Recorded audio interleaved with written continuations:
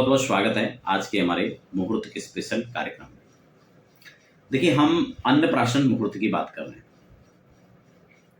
अन्नप्राशन जब बच्चे को पहली बार अन्न हम खिलाते हैं तो उसके बहुत सारे मायने होते हैं। कैसे अन्नप्राशन कराना चाहिए, क्या विधि है, कौन से दिन कराना चाहिए, कौन से लग्न के अंदर कराना चाहिए। और एक खास बात मैं आपको बता दूं, जो सारे मुहूर्त होते हैं ना, वो सारे की सारे मुहूर्त आपके लिए नहीं होते। अब आप सोच रहे होंगे कि कैसी अटपटी सी बात है, थोड़ा धैर्य से समझेंगे। देखिए, आप लोग जानकारी ले रहे हैं, वीडियो बीच में स्किप कर दिया तो बहुत सारी बातें आपसे मिस हो जाएंगी। देखिए, जब बच्चे के लिए हम अन्नप्राशन का मुहूर्त निकालते हैं, मैंने बहुत डिटेल में केवल डेट वाइज आज मैं जानकारी दे रहा हूं, लेकिन ऐसा नहीं है कि केवल डेट से ही मुहूर्त निकलता है। मैं डिस्क्रिप्शन में लिंक देने का प्रयास करूंगा। मैंने उस वीडियो के अंदर पूरी जो जानकारियां हैं, चाहे मुहूर्त की हो चाहे अन्नप्राशन कराने की हो, दोनों के लिए मैं अलग अलग 2 वीडियो बनाई है और डिटेल में उसकी जानकारी दी है। आप इच्छुक है तो उनको देख सकते हैं। लेकिन आज के कार्यक्रम में मैं आपको बताऊंगा, जैसे कि हमारे बच्चे का जन्म मीन राशि में हुआ है। उदाहरण से, बहुत ध्यान से सुनेंगे इस बात को। 2 मिनट समय लगेगा, लेकिन जानकारी आपको प्रमाणिक मिलेगी। वरना 100 चैनलों पर सर्च करते रहो, फिर बात जहां की तहां है, कोई फायदा नहीं। सबसे पहले मान लो मीन लग्न की कुंडली है, हॉरोस्कोप नहीं, मून हॉरोस्कोप को चंद्र कुंडली के आधार पर, समझ रहे हैं, चंद्र कुंडली के आधार पर हमारी मान लो मीन राशि है, तो उस दिन उस बच्चे के गोचर ग्रह कहां कहां पड़ रहे हैं। खासकर चंद्रमा को उस दिन देखना है कि चंद्रमा चौथे, 8वें या 12वें स्थान में बिल्कुल ना हो, तो शुभ मुहूर्त होने के बाद भी हमें उस दिन बच्चे का अन्नप्राशन नहीं कराना चाहिए।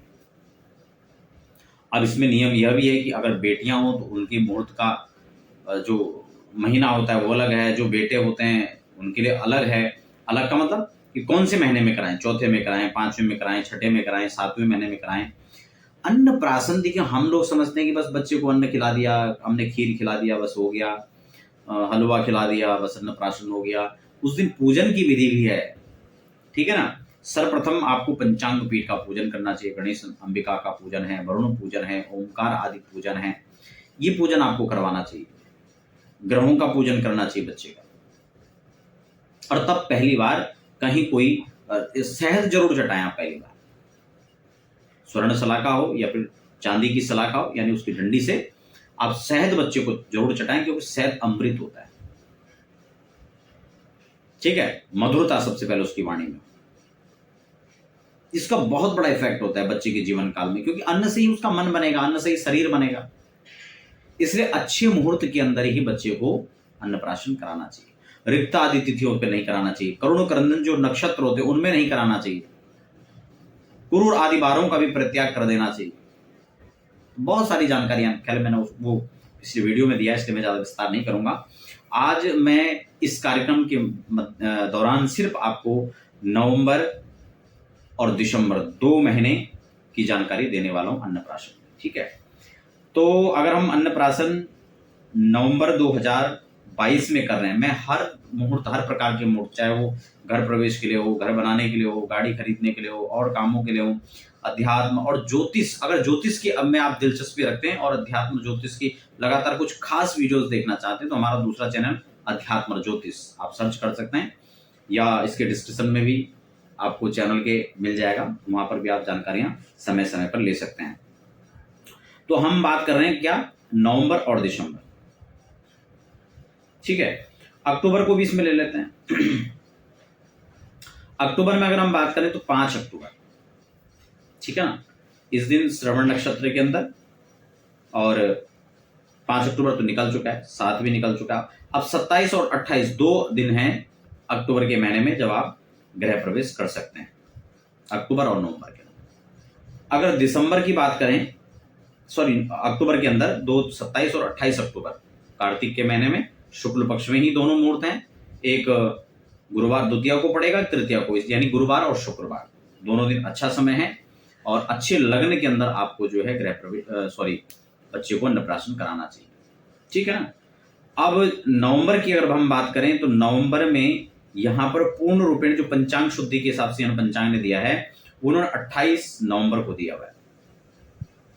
अब ऐसा नहीं हो सकता कि सिर्फ हम 28 नवंबर को ही करें, इसीलिए मैं कहता हूं बहुत सारे लोग क्या करते हैं, या आप किसी ब्राह्मण से ही पूछते हैं, वो क्या करते हैं, वो सिर्फ पंचांग का मुहूर्त देखते हैं, मुहूर्त नहीं है तो बात खत्म कर देते हैं।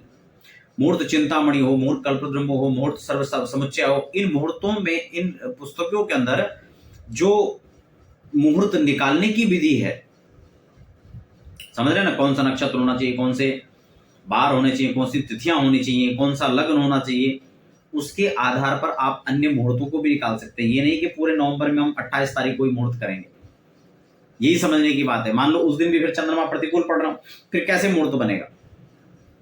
तो ये खास चीजें जो हमें समझने की बातें हैं, समझ रहे आप। तो 28 नवंबर श्रवण नक्षत्र के अंदर मार्गशीर्ष के महीने में यहाँ पर पंचमी तिथि सोमवार को अन्नप्राशन का मुहूर्त दिया गया है। ये बात बहुत अच्छी तरह आप समझ लें कि ये मुहूर्त वैसे बहुत अच्छा है। अगर आपकी राशि के अनुसार बच्चे की जन्म कुंडली के हिसाब से वो अच्छा पड़ता है, तो इस दिन जो मुहूर्त है वो मार्गशीर्ष शुक्ल पक्ष और पंचमी और सोमवार का संयोग है।